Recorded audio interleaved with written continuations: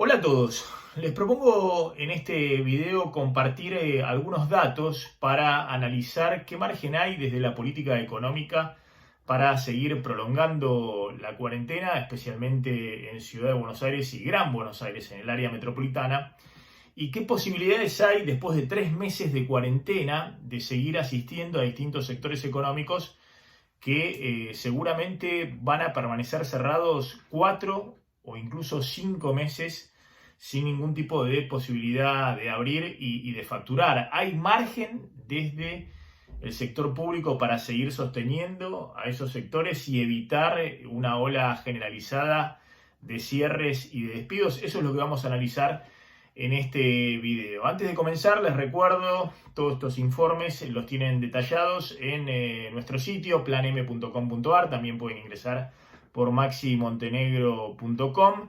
Les recuerdo que me pueden seguir en las redes sociales, en Instagram Maxi Montenegro Oficial, donde recibimos todas las consultas y las preguntas de los televidentes.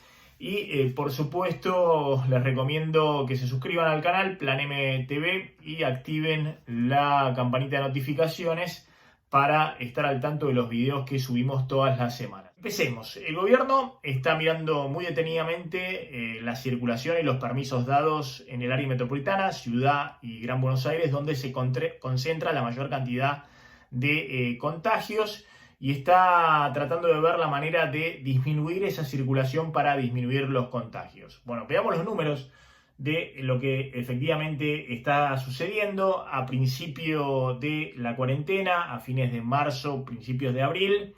Fíjense los datos del empleo formal del sector privado habilitado para trabajar. Estos son datos oficiales del Ministerio de la Producción.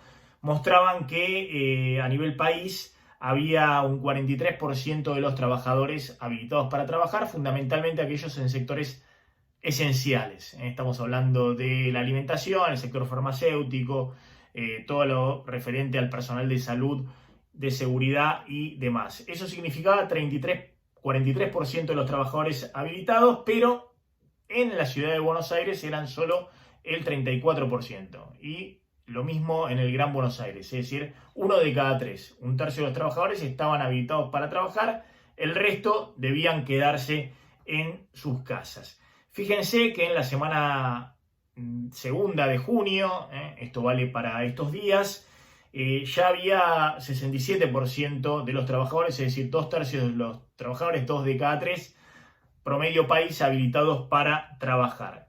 Hay provincias incluso donde hay más del 70, 80 y en algunos casos hasta el 90% de los trabajadores formales en blanco, insisto, de los 6 millones de trabajadores formales en blanco que hay en la Argentina. En muchas provincias había niveles de 60, 70, 80% habilitados para trabajar. A nivel país, 67%, pero en Ciudad de Buenos Aires prácticamente el 50%, 1 de cada 2, y lo mismo en el Gran Buenos Aires. Bueno, esto es lo que está tratando el gobierno de retrotraer, es decir, de alguna manera volver a endurecer los permisos para restringir la circulación. Lo mismo se ve en el semáforo de movilidad de Google. Esto marca con sus celulares la movilidad de las personas en todo el país. Fíjense, al inicio de la cuarentena estaba todo el país prácticamente en rojo, con una disminución de casi el 60% en la movilidad en todo el país, pero en la Ciudad de Buenos Aires esa disminución era del 65%, lo mismo que en el Gran Buenos Aires. Hoy la disminución de movilidad en todo el país es de poco más del 30%, y en el caso de la Ciudad de Buenos Aires estamos hablando de una caída del 50% en la movilidad, lo mismo que en el Gran Buenos Aires.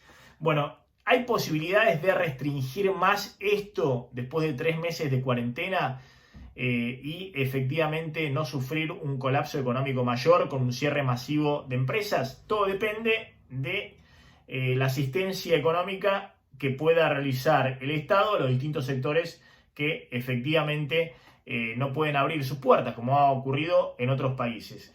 Y lo que estoy viendo en la Argentina, y ahora vamos a analizar los números, es que hay cada vez menos margen desde el sector público que ha agotado también sus posibilidades de asistencia a los distintos sectores económicos. Es decir, el gobierno, por un lado, propone restringir más, sobre todo en el área metropolitana, porque tiene una necesidad imperiosa desde el punto de vista de la política sanitaria, pero tiene menos margen desde el punto de vista económico. Fíjense los números, porque marcan efectivamente las dificultades que hay para seguir prolongando una cuarentena dura sin que eso signifique o un desborde en la realidad, es decir, que nadie cumple lo que se impone desde el gobierno nacional y los gobiernos provinciales para esa cuarentena, o efectivamente una profundización de la recesión y del derrumbe económico.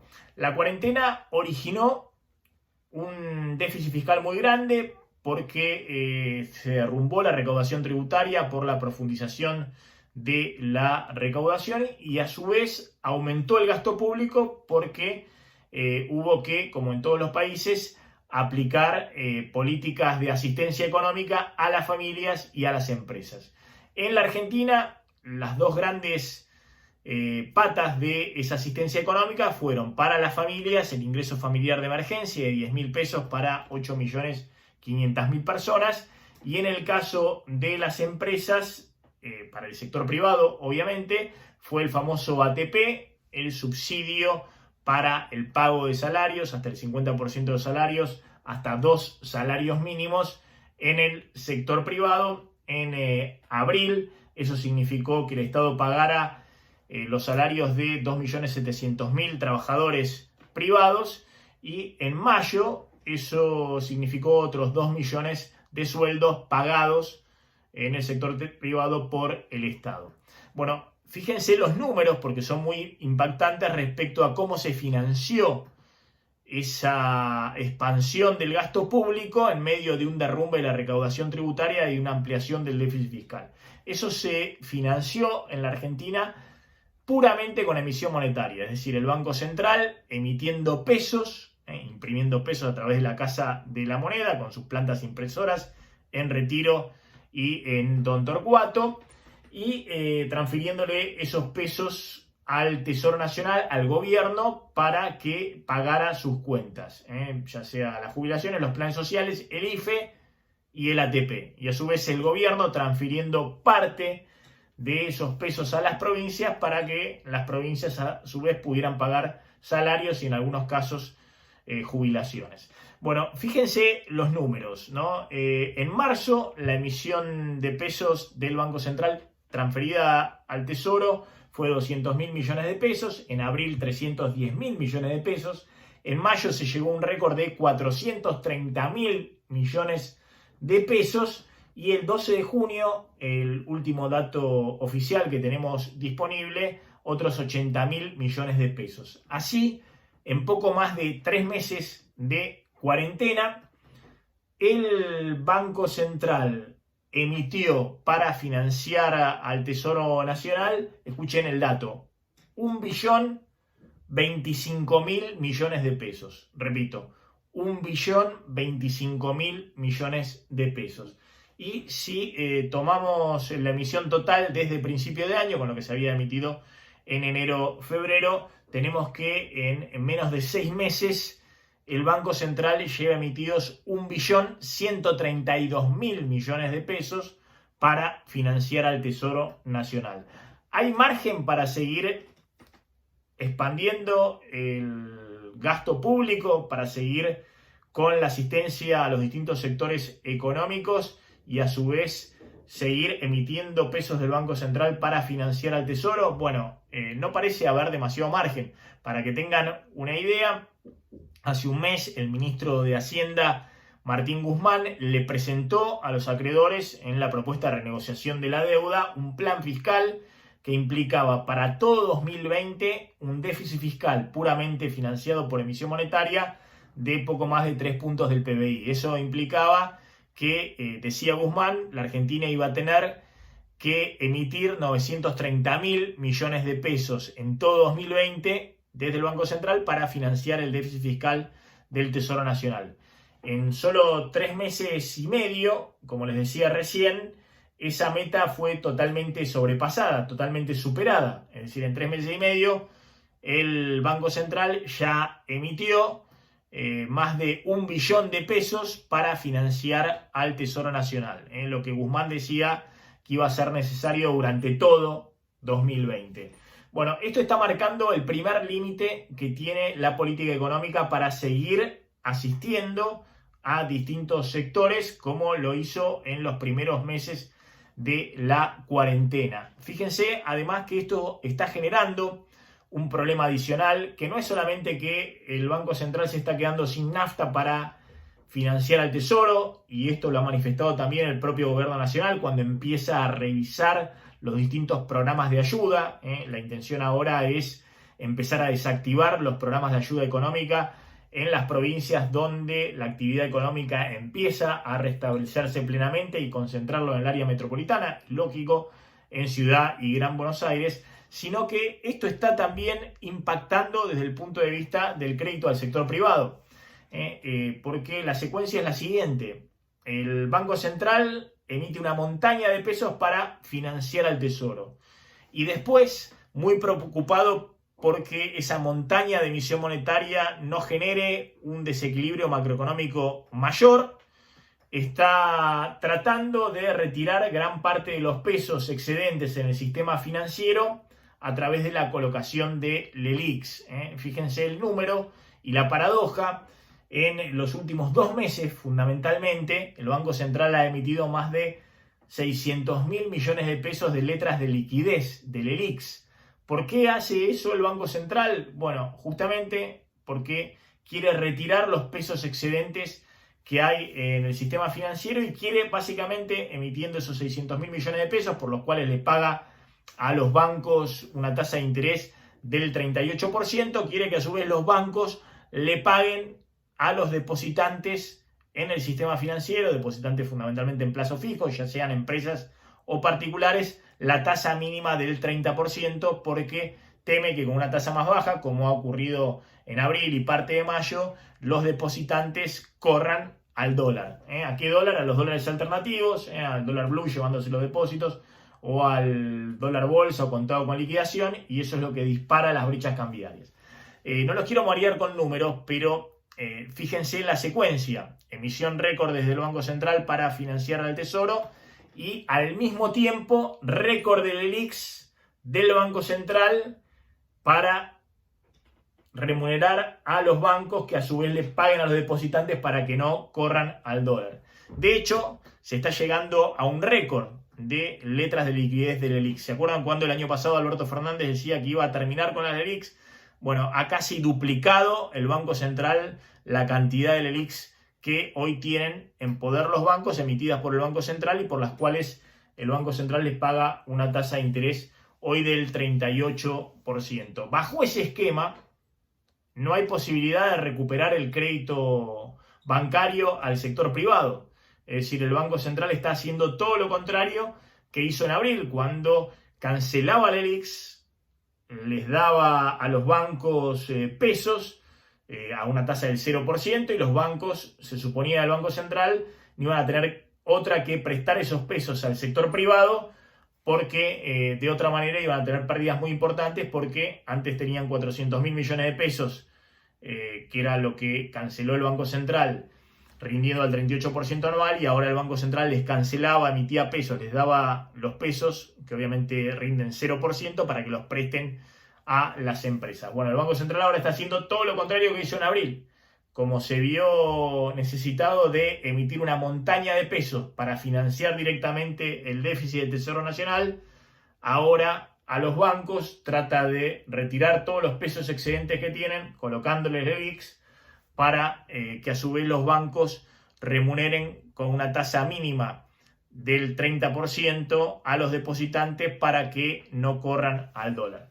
Dicho de otra manera, estamos en una situación donde el Banco Central empieza a quedarse sin demasiado margen para seguir emitiendo, y esto genera un problema al Tesoro Nacional, porque no tiene mucho margen para seguir asistiendo a los distintos sectores económicos mientras se prolonga la cuarentena. y al mismo tiempo tampoco hay mucho margen para que el crédito bancario al sector privado pueda financiar algún tipo de recuperación económica.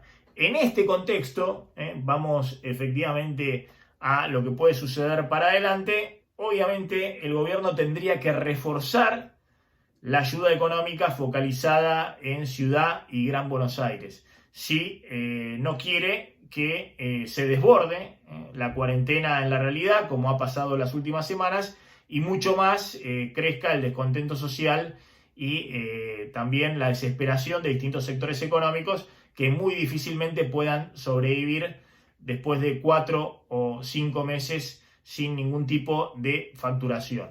Bueno, fíjense los números del ingreso familiar de emergencia, por ejemplo, si se focalizaran exclusivamente en Buenos Aires, Ciudad de Buenos Aires, Chaco y alguna provincia más, muy probablemente el gobierno nacional podría ahorrar la mitad de lo que ha gastado en los meses anteriores, unos 80.000 millones de pesos mensuales en el ingreso familiar de emergencia, podría ahorrar la mitad, es decir, le costaría unos 40.000 millones de pesos, y más o menos lo mismo sucedería con el ATP, que ha significado una erogación de alrededor de 50.000 o 60.000 millones de pesos mensuales. Podría ahorrarse la mitad si focalizara toda la ayuda en Ciudad y Gran Buenos Aires. Igualmente, creo que esto no alcanza y que habría que replantear hoy toda la política de ayuda económica si efectivamente es necesario desde la política sanitaria prolongar y endurecer la cuarentena, sobre todo en el área más poblada del país, en el área metropolitana. Es difícil, por no decir imposible, para cualquier pyme, para cualquier comercio, no bajar definitivamente las persianas estando en una situación de 4 meses o 5 meses sin facturación, en la Argentina y en cualquier parte del mundo. En otros países, con otra capacidad de financiación o superávit fiscal por parte de sus estados, obviamente la financiación a los sectores que debían bajar las persianas por la cuarentena ha sido total. En el caso de Alemania o en algunos países europeos, esa financiación ha sido prácticamente del 100% de sus gastos fijos, además de la nómina salarial. Obviamente también ha habido un derrumbe económico en esos países, también ha ocurrido en Estados Unidos, donde ha habido un paquete fiscal muy grande de ayuda directa a familias con cheques de $2.400 por familia, o directamente subsidios económicos a sectores enteros que han cerrado y que en algunos casos, como es el caso del turismo, las aerolíneas también están en muy bajo nivel de actividad. Obviamente Argentina no tiene esos márgenes de maniobra y hoy esos márgenes se han acotado todavía más por la preocupación que tiene el gobierno de que mientras tiene reabierta la renegociación de la deuda con los acreedores privados, toda emisión adicional se le vaya a los dólares alternativos, ampliando las brechas, aumentando la expectativa de devaluación y la inestabilidad. Sin embargo, creo que en este momento no hay otra que seguir emitiendo y en todo caso concentrar esa ayuda económica en el área metropolitana. Si no, los costos y los daños que se van a producir ya en estas semanas, cursando el 4.º mes de cuarentena y muy probablemente en un 5.º mes, si esto se prolonga por lo menos hasta septiembre, julio y agosto.